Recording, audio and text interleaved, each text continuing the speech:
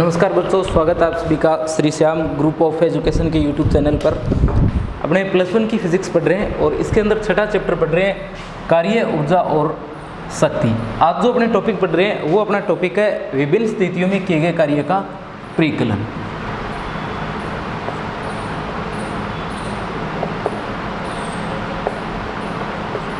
विभिन्न स्थितियों में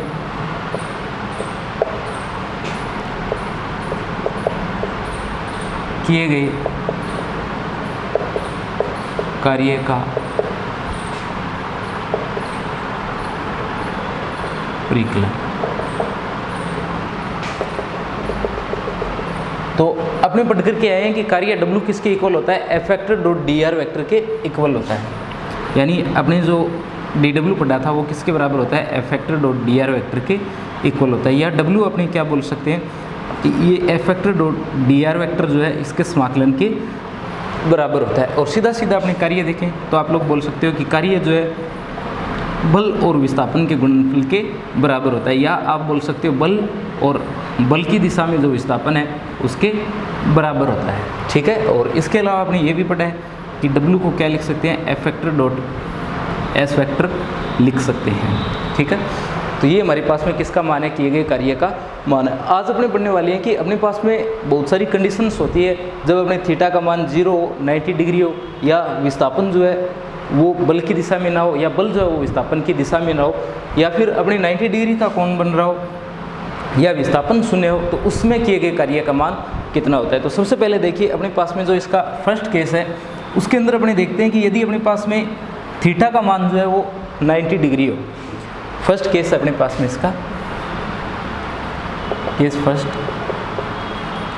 यदि अपने पास में क्या हो, थीटा इक्वल 90 डिग्री हो, तो कोस 90 का मान अपने पास में कितना होता है, 0 होता है। ठीक है। कोस 90 का मान हमारे पास में कितना होगा, 0 होगा। और W मैंने आपको बताया किसके बराबर होता है, एफ एस कोस थीटा के बराबर होता है। तो W एफ एस कोस 90 किसके बराबर हो जाएगा, 0 के बराबर हो जाएगा। ठीक है।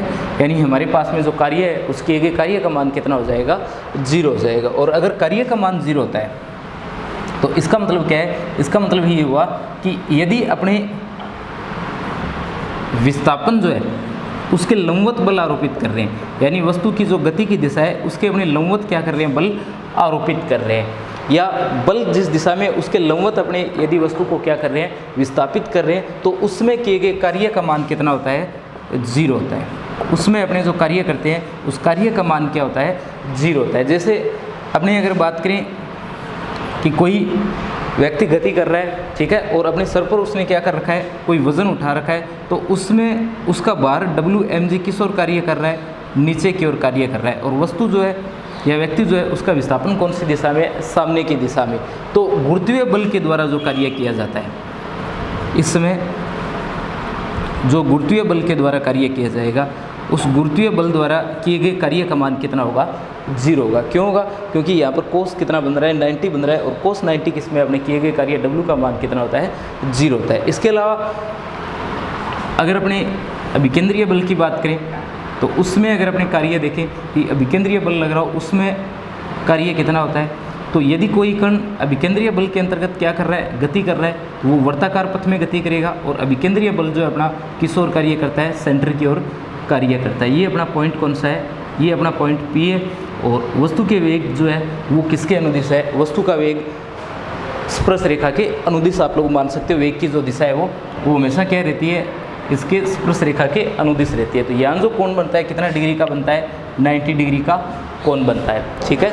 यहाँ कोण कितना बनेगा, 90 डिग्री का बनेगा, और उसमें अपने जो किए गए कार्य का मान आता है वो कितना आता है, 0 आता है। ठीक है। तो आप लोग ये बोल सकते हो कि यदि कोई कण अभिकेंद्रीय बल के अंतर्गत क्या कर रहा है, गति कर रहा है, तो उसमें किए गए कार्य का मान कितना आता है, 0 आता है। तो ये अपना फर्स्ट केस हो गया कि अपने जो है बल भी लग रहा है और विस्थापन भी वस्तु में हो रहा है, परंतु इसके अंदर क्या है, थीटा जो है उस थीटा का मान कितना आ रहा है, 90 डिग्री आ रहा है। तो थीटा का मान अगर 90 डिग्री आता है तो हमारे पास में किए गए कार्य का मान कितना आएगा, 0 आएगा। ठीक है। सेकंड केस की ओर बढ़ते हैं अपने।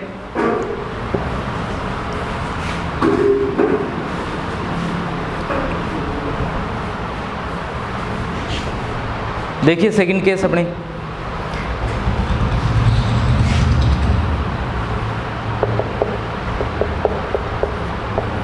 सेकंड केस के अंदर अपने ये बोल सकते हैं कि यदि कण जो है उसमें विस्थापन कितना हो, 0, यानी वस्तु जो है उस पर बल कार्य कर रहा है परंतु वहाँ पर यदि किसी भी प्रकार का विस्थापन नहीं हो तो अपने किए गए कार्य का मान कितना होगा, 0 होगा। ठीक है, यानी बल लगाने के बावजूद अगर वस्तु में विस्थापन नहीं हो रहा है तो हम जो कार्य कर रहे हैं उस कार्य का मान कितना होगा, 0 होगा। आप लोग ये भी जानते हो कि विस्थापन जो है वो एक सदिश राशि है। अगर अपने किसी जगह गति करते हुए पुनः उसी जगह पहुंच जाएंगे, जैसे ए से बी तक जाए और बी से फिर कहाँ आए, ए से बी जाए और बी से फिर ए तक आए, तो अपने विस्थापन कितना होगा, 0 होगा।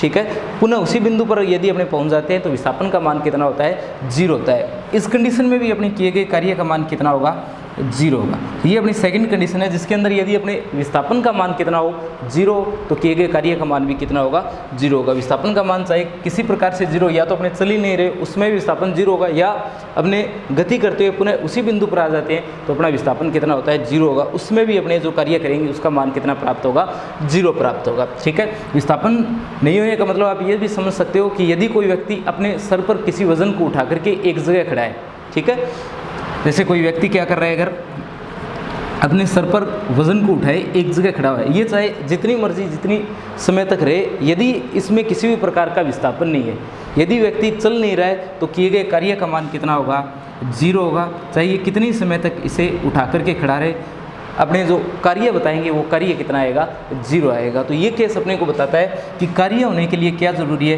कार्य होने के लिए विस्थापन आर वेक्टर से अगर अपने लिखें तो विस्थापन होना जरूरी है। अगर विस्थापन नहीं है तो कार्य भी अपना नहीं होगा। आगे देखो,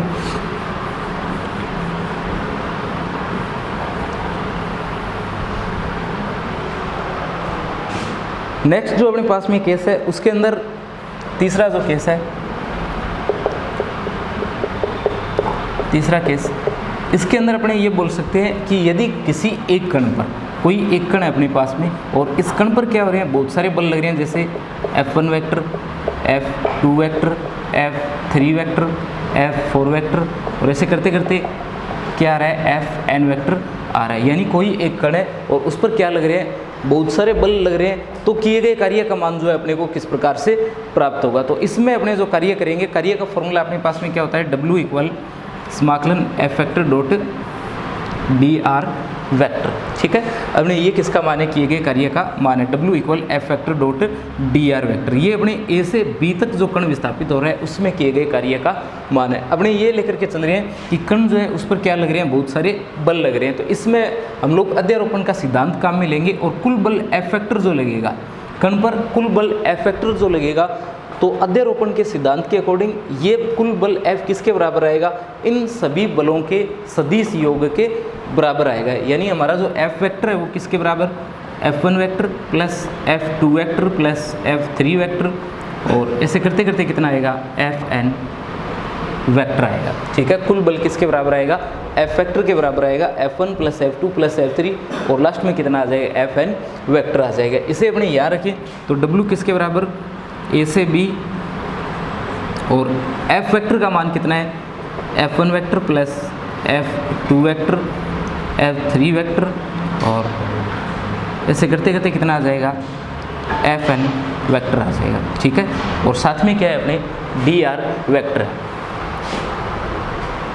साथ में क्या है, डॉट dr वेक्टर है। तो W किसके बराबर, A से B, और अपने इनका क्या करेंगे, डॉट प्रोडक्ट करेंगे, F1 vector dot dr vector plus क्या लिखेंगे, प्लस अपने लिखेंगे F2 vector dot dr vector plus F3 vector dot dr vector, और लास्ट में कितना आ जाएगा, Fn vector dot dr vector आ जाएगा। ठीक है, ये हमारे पास में किसका मान है, किए गए कार्य का मान है। हम लोग जो कार्य कर रहे हैं ये किसके बराबर आ रहा है, ये उन अलग अलग कार्यों के बराबर आ रहा है जो F1, F2, F3 और Fn बलों के द्वारा किया जा रहा है। ठीक है, तो अपने ये मान करके यदि चले कि कोई एक कण है उस पर एक बल की बजाय क्या लग रहे हैं, बहुत सारे बल लग रहे हैं, तो उसमें कण पर जो परिणामी बल लगेगा वो किसके बराबर आएगा, वो बल आएगा इन सभी बलों के सदिश योग के बराबर। जो परिणामी बल है वो किसके बराबर है, इन लगने वाले सभी बलों के सदिश योग के बराबर है। F1 F2 F3 और Fn वेक्टर जो है इनके सदिश योग के बराबर है। तो W जो है वो किसके बराबर आएगा, W बराबर आएगा A से B F vector dot dr vector. तो ये जो W है इसके अंदर अपने F वेक्टर का मान रखें तो F1 vector F2 vector F3 vector और कितना आएगा Fn वेक्टर और साथ में कितना आएगा डॉट dr वेक्टर आएगा। अब अपने क्या कर देंगे, ये जो समाकलन है इसे अपने इन सभी के लिए अलग अलग कर देंगे। तो अपने ये जो लिखा हुआ है ये बनेगा A से B F1 vector dot dr vector और फिर से अपने क्या आएगा A से B F2 vector dot dr vector और फिर से कितना आ जाएगा A B F3 वेक्टर और फिर A B Fn vector dot dr vector. यानी अपने जो समाकलन करना है वो कण जितना विस्थापित हो रहा है, जैसे A से B तक विस्थापित हो रहा है तो A से B तक विस्थापित लेना है और वो क्या आ जाएगा, किए गए कार्य W का मान आ जाएगा। यानी अपने जो कार्य कर रहे हैं वो सभी बलों के कारण होने वाले कार्यों के योग के बराबर आ रहा है। तो ये अपनी वो कंडीशन है जिसके अंदर एक कण पर क्या कर रहे हैं, बहुत सारे बल कार्य कर रहे हैं। नेक्स्ट कंडीशन देखो, अगर अपने घटकों के रूप में बलों को लें तो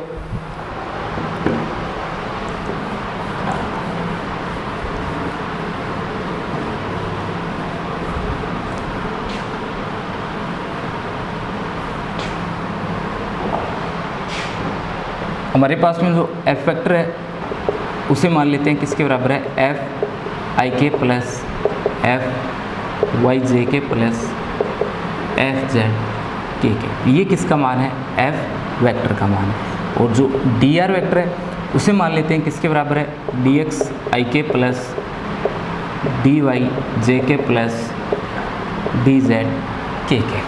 ठीक है, जो हम लोगों ने शुरुआत के चैप्टर में पढ़ा है कि जो F वेक्टर, जैसे हम लोगों ने शुरुआत के चैप्टर में ये पढ़ा था कि जो सदिश A वेक्टर होता है इसे अपने किस में तोड़ सकते हैं, घटकों में तोड़ सकते हैं। अगर द्विविमीय हो तो 2 घटक आ जाएंगे और त्रिविमीय हो तो अपने क्या आ जाते हैं, 3 घटक आ जाते हैं। यहाँ A वेक्टर की जगह अपने पास में क्या है, F वेक्टर है। तो F वेक्टर को घटकों में तोड़ा, F I cap, F Y J cap और F Z K कैप। तो 3 घटक बन गए इसके, एक तो I कैप दिशा में, एक J कैप दिशा में और एक K कैप दिशा में। और जो dr वेक्टर है इसे भी अपने घटकों में तोड़ा, इसके भी 3 घटक बनते हैं। जो x अक्ष की ओर जो घटक है वो dx है, जो y अक्ष की ओर घटक है वो dy है और जो z अक्ष है उसकी ओर जो घटक है वो dz है। एकांक सदिश x दिशा में I कैप है, y दिशा में j कैप है और z दिशा में एकांक सदिश जो है वो कितना है, k कैप है। तो w जो अपना आएगा वो आएगा समाकलन a से b f vector dot dr vector और w किसके बराबर आएगा, a से b f वेक्टर का मान रखो f x I के प्लस f y j के प्लस f z k के, साथ में डॉट प्रोडक्ट और dx I के प्लस dy j के प्लस dz k के। ठीक है, और यहाँ से अपने इसे यदि सोल्व करें तो अदिश गुणनफल के बारे में मैंने आपको बताया था, उससे अगर आप इसे सोल्व करो ये आएगा fx dx plus fy dy और प्लस क्या आएगा fz dz। ठीक है, ये a से b तक अपने क्या कर रहे हैं, इसका समाकलन कर रहे हैं। तो ये हमारे पास में क्या आ जाएगा, जिसमें हम लोग घटक लेते हैं उसमें किए गए कार्य का मान आ जाएगा। ठीक है, इस जगह अपने क्या कर रहे हैं, इसका डॉट प्रोडक्ट कर रहे हैं, यानी इस जगह अपने काम में लिया है अदिश गुणनफल।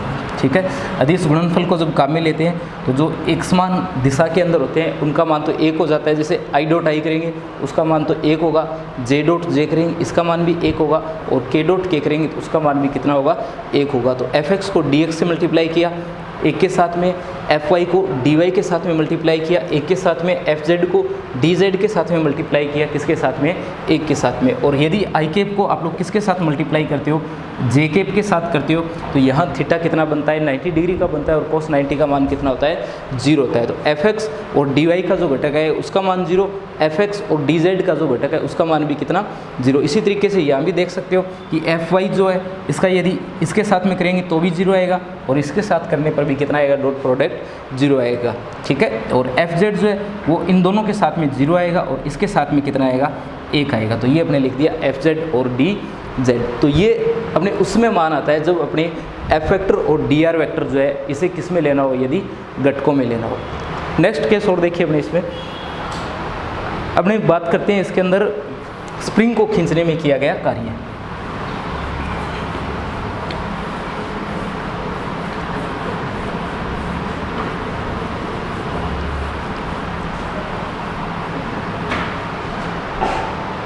स्प्रिंग को खींचने में किया गया कार्य।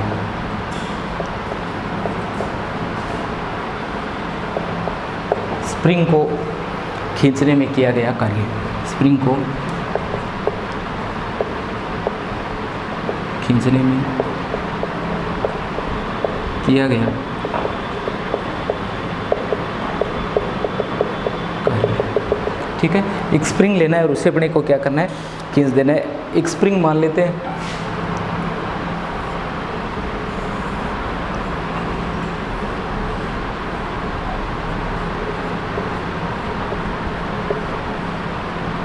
यहाँ x इक्वल 0 पोजीशन पर क्या है, एक ब्लॉक है और ये ब्लॉक है, सेम ब्लॉक जो अपने यहाँ था, और ये जो इसकी पोजीशन है ये कौन सी है, x पोजीशन है। तो इसे 0 से x तक अपने क्या कर रहे हैं, विस्थापित कर रहे हैं, और इस जगह अपने क्या लगा रहे हैं, स्प्रिंग लगा रहे हैं। और स्प्रिंग को खींच करके अपने कहाँ तक ले गए, जो इसका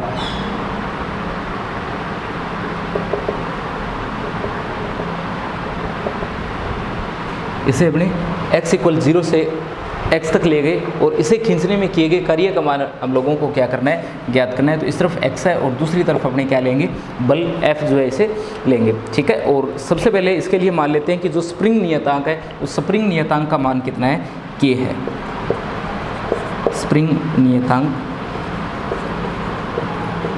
नियतांक का मान कितना है, स्मॉल k है।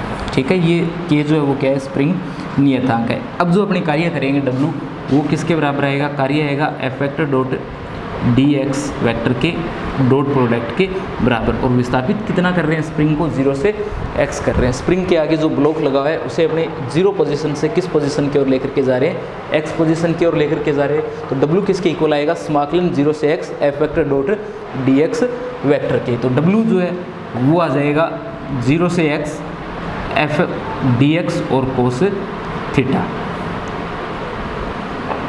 इस डॉट प्रोडक्ट को सोल्व किया तो W किसके बराबर है, F dx कोस थीटा के, और समाकलन है इसका 0 से लेकर के x तक। यहाँ थीटा जो है उस थीटा का मान कितना लेना है, अपने को 0 डिग्री लेना है। ठीक है, इस डायग्राम के अंदर आप देख सकते हो ब्लॉक को जो अपने क्षैतिज दिशा के अंदर ही विस्थापित कर रहे हैं, बल भी इसी दिशा में लग रहा है और विस्थापन भी अपना सेम दिशा के अंदर अपने यदि लगाएं। तो यदि ऐसा अपने करते हैं, ये F ग्राफ नहीं बनाया, सीधा अपने ये एक दृढ़ आधार लगाया है, यहाँ पर ये एक दृढ़ आधार है, और इस दृढ़ आधार से अपने क्या कर रखा है, इसे बांध रखा है ब्लॉक को। तो बल की और विस्थापन की दिशा अपने यहाँ क्या लेंगे, सेम लेंगे। अगर सेम लेंगे तो थीटा इक्वल कितना आएगा, 0 डिग्री आएगा। और थीटा इक्वल 0 यदि इस जगह आप लोग रख देते हो, ये 0 से x और कितना बनेगा, F d x बनेगा। और कोस का मान कितना, 0, कोस 0 का मान कितना होता है, 1। तो W जो है वो किसके बराबर आ जाएगा, 0 से x और F d x के बराबर आ जाएगा। ठीक है, और स्प्रिंग को जब अपने खींचते हैं तो उसमें अपने जो कार्य किया जाता है वो किसके विरुद्ध किया जाता है, वो कार्य किया जाता है प्रत्यानयन बल के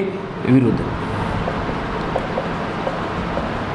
स्प्रिंग को खींचने में जो अपने कार्य कर रहे हैं वो किसके विरुद्ध कर रहे हैं, प्रत्यानयन बल के विरुद्ध कर रहे हैं। तो F जो है अपना समानुपाती होता है किसके, -x के। जब अपने स्प्रिंग की बात करते हैं तो क्या लेते हैं, F जो है वो समानुपाती होता है किसके, -x के। यहाँ x जो है वो विस्थापन है और F जो है वो क्या है, बल है। माइनस जो है अपने क्या दर्शा रहा है, माइनस अपने दर्शा रहा है कि विस्थापन की दिशा और जो बल लग रहा है उसकी दिशा क्या है, एक दूसरे के विपरीत है। जो हम लोग बल लगा रहे हैं और जो विस्थापन कर रहे हैं इनकी दिशा क्या है, इनकी दिशा विपरीत है। यानी हम लोग क्या कर रहे हैं, प्रत्यानयन बल के विरुद्ध कार्य कर रहे हैं। तो प्रत्यानयन बल के विरुद्ध कार्य कर रहे हैं, इसलिए यहाँ पर साथ में क्या लिखा है हम लोगों ने, माइनस लिखा है। तो ये F जो है अपना कितना आ जाएगा, -kx के बराबर आ जाएगा। क्यों, क्योंकि जब हम लोग यहाँ से समानुपाती हटाते हैं तो F किसके बराबर आ जाता है, -kx के बराबर आ जाएगा। ठीक है, जब ये अपने समानुपाती का निशान हटाएंगे तो F किसके इक्वल आ जाएगा, -kx के इक्वल आ जाएगा। तो ये F किसके बराबर है, -kx के बराबर है। क्यों बराबर है, क्योंकि यहाँ जो बल लग रहा है वो कौन सा बल है, प्रत्यानयन बल है। ये जो बल है कौन सा है, प्रत्यानयन बल है। तो W किसके बराबर, W बराबर आएगा अपना 0 से x, और F की जगह कितना रखना है, -kx और dx। ठीक है, -kx और dx। अब अपने क्या करना है, W माइनस का जो निशान है ये बार की ओर लिखा जाएगा और अपने आएगा 0 से x और के एक्स और डी एक्स, क्या आएगा 0 से x के एक्स और डी एक्स। इसके अंदर जो k लिख रखा है ये भी क्या है, एक नियतांक है, इसे भी अपने बाहर लिख देंगे तो ये आएगा माइनस का के एक्स और डी एक्स 0 से x। ठीक है, अब अपने क्या करना है, ये जो x है इसका समाकलन करना है, किसके सापेक्ष करना है, ये इस x के सापेक्ष करना है। यदि यहाँ से अपने इसका समाकलन करेंगे तो इसका समाकलन आएगा x की पावर 2/2, और अपने जब ये लिमिट रखेंगे तब भी ये कितना आएगा x²/2, और 0 को रखेंगे तो कितना आएगा 0 आएगा, तो ये बन जाएगा माइनस का 1/2 के एक्स स्क्वायर। तो स्प्रिंग को जब अपने विस्थापित करने में कार्य कर रहे हैं, ये कितना आ जाएगा माइनस का 1/2 के एक्स स्क्वायर आ जाएगा।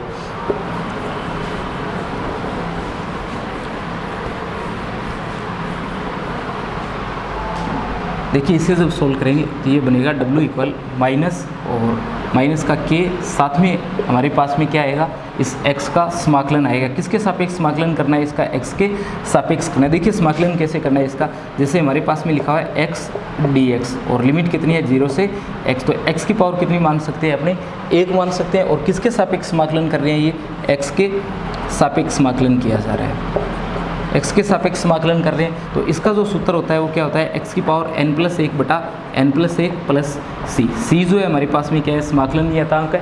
और अगर अपने क्या कर रहे हैं, इसका निश्चित समाकलन कर रहे हैं तो इस समाकलन नियतांक को यहाँ नहीं लगाएंगे। अभी हमारे पास में जो n का मान है वो कितना है, वो 1 है, क्योंकि ये जो फॉर्मूला होता है ये होता है अपने x की पावर n का, और ये जो समाकलन हम लोग कर रहे हैं इसके अंदर x का मान हमारे पास में कितना है, x की पावर का 1 है। तो यहाँ आप लोग अगर रखोगे तो ये बनेगा x की पावर 1+1, और n+1 करोगे तो ये बनेगा 1+1, यानी हमारा समाकलन बन गया x²/2। ठीक है, तो इसके अंदर क्या लिखा जाएगा, x²/2 लिखा जाएगा।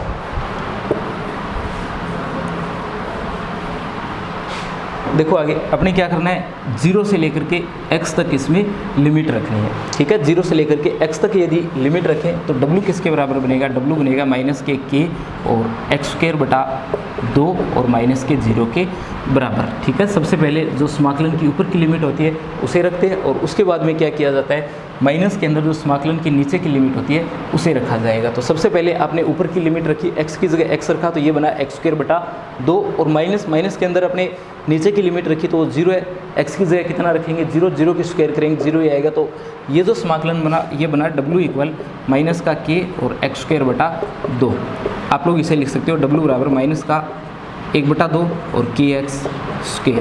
ठीक है, तो स्प्रिंग को जब अपने विस्थापित करते हैं तो स्प्रिंग को विस्थापित करने में या खींचने में जो कार्य किया जाता है वो कितना होता है, W इक्वल माइनस का 1/2 kx²। इसके अलावा देखिए यदि अपने शुरुआत में जो ब्लॉक बनाया है उसे यदि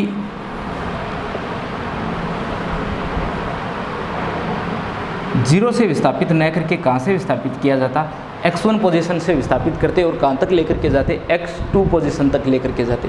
यानी पहले तो अपने क्या कर रहे थे, इसे 0 से लेकर के x तक विस्थापित कर रहे थे, और अब कितना कर रहे हैं, इसे x1 से लेकर के x2 तक विस्थापित कर रहे हैं। तो उसमें हमारे पास में मान देखिए क्या बनता है, ये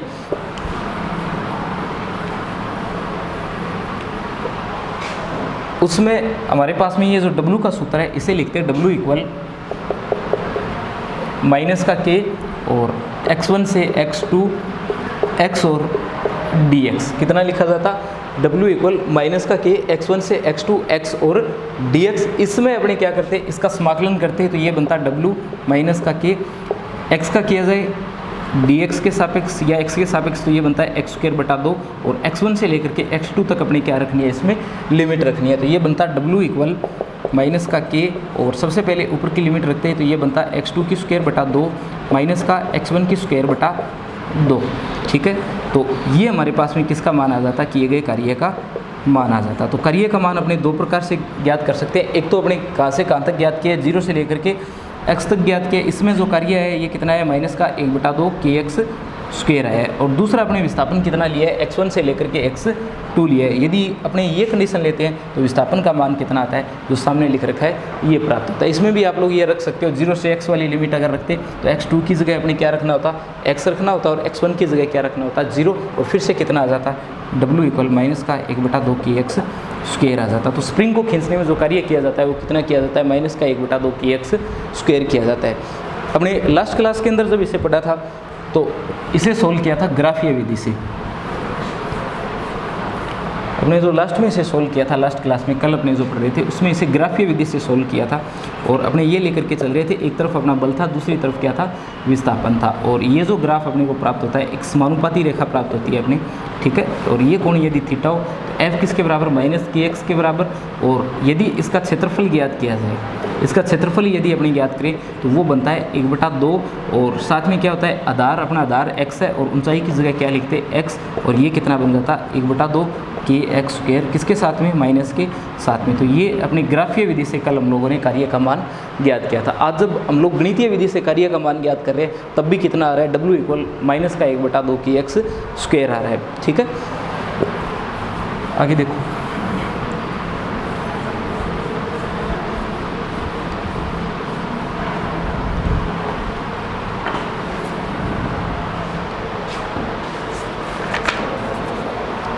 इसके बाद में अपना नया टॉपिक आता है स्थितिज ऊर्जा।